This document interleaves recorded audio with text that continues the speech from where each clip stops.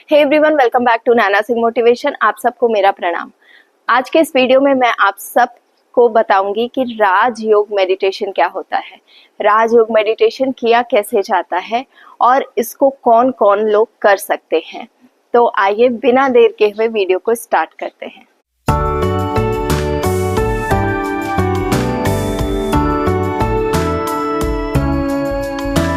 राजयोग meditation सुनने में ही अजीब सा लगता है। एक तरफ राजयोग है, दूसरी तरफ है मेडिटेशन। दोनों ही शब्द एक दूसरे से बिल्कुल विपरीत हैं और दोनों का ही अलग अलग मतलब होता है।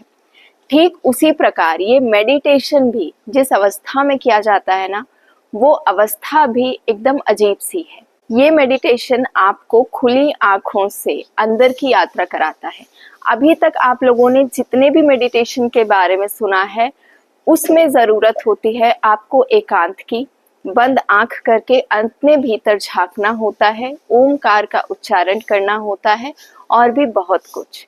लेकिन इस राजयोग मेडिटेशन में आप संसार में रहते हुए भी संसार से अलग होने का एहसास करते हो। ये मेडिटेशन आपको देखने का और होने का एहसास एक साथ ही करा देता है। देखने का मेरा मतलब है यहाँ पर कि आप अपनी आंखों से पूरी दुनिया को देख रहे होते हो, पूरा संसार देख रहे होते हो। संसार में जो चीजें चल रही होती हैं आप वो सब चीज देख रहे होते हो और फिर भी होते हो। होने का यहाँ पर मतलब है कि अपने आप में शांति का अनुभव करते हो। आप कुछ भी प्रतिक्रिया नहीं देते, आप स्वयं इस शरीर को भूलकर अपने एकदम असली स्वरूप में, आत्मा में स्थित होते हो एक ही समय में। अब ये कैसे होता है, एक ही समय में ये कैसे पॉसिबल है? तो आइए पहले इसकी विधि जानते हैं, फिर जानते हैं कि इसको करने से किसको किसको क्या लाभ हो सकता है। अगर विधि की बात करूं तो राजयोग मेडिटेशन करने की कोई विधि नहीं है। इसको आप घर में कर सकते हो, ऑफिस में कर सकते हो, वर्कशॉप में कर सकते हो, कहीं पर भी कर सकते हो। आप अभी जिस समय जिस भी अवस्था में हो आप कर सकते हो, क्योंकि ये बहुत ही आसान है। लेकिन साथ में ये डिफिकल्ट भी उतना ही है, क्योंकि यहाँ पर आपको एकाग्रता चाहिए होती है। ठीक है, आपको सिर्फ इतना करना है कि वक्ता की जगह आपको सिर्फ श्रोता का रोल निभाना है। यानी कि आप स्पीकर नहीं हैं, आप सिर्फ एक लिसनर हैं एंड सिर्फ ऑडियंस का रोल निभा रहे हैं। ठीक है, आपको रिएक्शन नहीं देना है। आप सामने जो कुछ भी देख रहे हो, चाहे आप घर में हो, आपका सगा कोई कुछ भी कर रहा हो, कह रहा हो, खा रहा हो, पी रहा हो, आपको सिर्फ देखना है, वॉच करना है। अपने आप पे कंट्रोल बनाकर रखना है कि आपको कोई प्रतिक्रिया नहीं देनी है। आपसे जो कोई कुछ भी पूछ रहा है आप बताइए, लेकिन अपने आप में संयम यानी कि कंट्रोल बनाकर चलना है। जितनी भी फीलिंग्स आपके अंदर है, चाहे वो गुस्से की हो, चाहे वो प्यार की हो, चाहे वो नफरत की हो, वो सारी फीलिंग्स को आपको उस समय पर कंट्रोल करना है। और कंट्रोल कैसे होगा, इसकी विधि है। आपको ये सब कुछ देखते हुए अपने आप को सिर्फ ये बोलना है कि आप ये शरीर नहीं हो। आप जो इस शरीर के अंदर बैठे हुआ जो आत्मा है, आप वो हो। तो आपको कोई फर्क नहीं पड़ रहा है चाहे दुनिया में कुछ भी हो रहा। ठीक है, आपको अपने अंदर उस आत्मा में एक शांति को महसूस करना है। आपको अपने आप को ये बार बार रिमाइंड कराना है कि आपका कोई भी प्रतिक्रिया यहाँ पर मायने नहीं रखता, बिकॉज एवरीथिंग इज अ लाई। सब कुछ एक इल्यूजन है। ये संसार, ये दुनिया, ये रिश्ते, ये कुछ भी, जो कुछ भी यहाँ हो रहा है, जो कोई भी व्यक्ति यहाँ पर है, वो सब कुछ एक इल्यूजन है। जो आया है उसको जाना है। बेसिकली आपको श्रीमद् भगवत गीता का जो भी सत्य है वो खुद को रियलाइज करवाना है। ठीक है, खुद को बार बार बोलना है और इस तरह से आप अपने आप को शांत कर सकते हो और साथ में सब कुछ देख कर भी खुद में शांत रह सकते हो, खुश रह सकते हो और बिना कोई प्रतिक्रिया दिए। यही होता है राजयोग मेडिटेशन। यहाँ पर आपको ज़रूरत पड़ती है खुद में संयम बनाने की, कंट्रोल बनाने की, क्योंकि कई व्यक्ति ऐसे होते हैं जिनको तुरंत प्रतिक्रिया देने की आदत होती है। ठीक है, वो खुद पर कंट्रोल नहीं कर पाते, या देखिए तो उसकी प्रतिक्रिया तुरंत कर दी। तो ऐसे लोगों के लिए थोड़ा सा मुश्किल हो सकता है ये राजयोग। अब बात कर लेते हैं कि ये आपकी जिंदगी पर कैसे सकारात्मक असर डालता है और आपको एकाग्र बनाता है।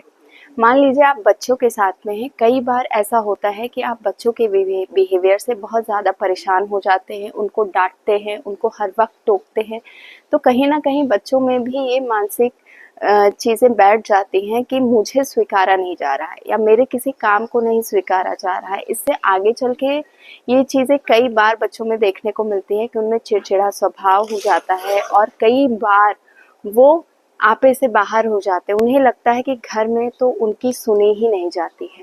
तो ऐसे में आप बच्चों को छोटे से ही आप कंट्रोल कर सकते हैं। कैसे कंट्रोल कर सकते हैं? जब आप ये राजयोग मेडिटेट अवस्था में होते हो तो आपको ये चीज़ पता होती है कि आप शांत हो, आपको अपनी फीलिंग्स और इमोशंस पर कंट्रोल है, ठीक है। तो उसके तहत आप अपना गुस्सा या अपना फ्रस्ट्रेशन बच्चों पर नहीं निकालते। आपको ये बात पता होती है, आप खुद को बार बार ये बोल रहे होते हो कि अभी ये बच्चे सीखने की यात्रा पर हैं, ये आपके जैसे एडल्ट नहीं हैं कि इन्हें सब कुछ समझ में आ रहा है। तो जब आपको ये सत्य का रियलाइजेशन होता है तो वहाँ पर आपका गुस्सा अपने आप ही खत्म हो जाता है। आपको पता होता है कि जब आप भी इस अवस्था में थे तो आप भी सीखने की प्रक्रिया में थे। अब अगर आप अकेले हो, कहीं कोई नहीं है आपके आसपास, तो वहाँ पर भी आप यही चीज़ वहाँ पर बोल सकते हो, खुद को एक अफर्मेशन दे सकते हो कि आप एक आत्मा हो, आप ये शरीर नहीं हो। ये बाहर जो कुछ भी हो रहा है ये सिर्फ और सिर्फ एक इल्यूजन है। इसका कोई भी फर्क आपकी आत्मा पर, आप जो अंदर बैठा हुआ इस रथ में जो रथी है उस पर इस चीज का कोई भी असर नहीं है। इस तरह से आप जब इस सत्य का भान आपको होगा तो आप खुद ब खुद बहुत शांत, प्रसन्न और संयमित रहोगे। अगर मैं आपको एक उदाहरण के तौर पर भी बताऊं तो मान लीजिए जैसे अब आप ऑफिस में हैं या दुनिया में कहीं भी आप जा रहे हैं, कहीं भीड़ भाड़ वाले इलाके में हैं, वहां पर आपने कोई प्रतिक्रिया देख ली, मान लीजिए किसी की लड़ाई ही आपने देख ली, तो आपका फोकस कहाँ है? आपका फोकस ये नहीं है कि किस टॉपिक पे बहस हो रही है, क्यों लड़ाई हो रही है, क्यों हाथापाई हो रही है। आप सिर्फ एक मूक दर्शक बनकर देख रहे हो, सिर्फ देखने का काम आपका है, और साथ में खुद को ये बोल रहे हो कि कितने नादान है, क्यों लड़ रहे हैं, किस चीज के लिए लड़ रहे हैं। क्योंकि अगर संसार में किसी भी वस्तु के लिए लड़ाई लड़ी जा रही है तो वो नश्वर है, और जब हम खुद नश्वर है तो नश्वर होकर नश्वर चीजों के पीछे भागना ये बेवकूफी भरा काम नहीं तो और फिर क्या है, ठीक है। तो इसलिए इन सब चीजों को इस सत्य से खुद को अवगत कराकर आप सामने वाले पर सिर्फ हंस सकते हो। और यकीन मानिए जब आपको इस सत्य का परिचय होगा, आप शांत महसूस करोगे तो आपको ये प्रसन्नता भी होगी, साथ में सुकून भी मिलेगा, और आप दुनिया में रहते हुए भी दुनिया से अलग महसूस कर सकते हो और ईश्वर की प्राप्ति हो सकती है। आपको आपकी आंतरिक चेतना जाग सकती है। तो जरूरत है उस चेतना को जगाने की और हमेशा जागरूक बने रहने की, देखते हुए भी खुद में जागरूकता बनाए रखने की, संयम बनाए रखने की। आई होप आज की वीडियो आप सबके लिए इंफॉर्मेटिव रही होगी। अगर पसंद आई हो तो एक लाइक ज़रूर कर दीजिएगा, चैनल पर नए हैं तो सब्सक्राइब ज़रूर कर दीजिएगा, और साथ में बेल आइकन हिट करना मत भूलिएगा, क्योंकि ऐसे ही अपडेट्स आपको हमेशा मिलती रहे। मिलती हूँ आपसे नई वीडियो में।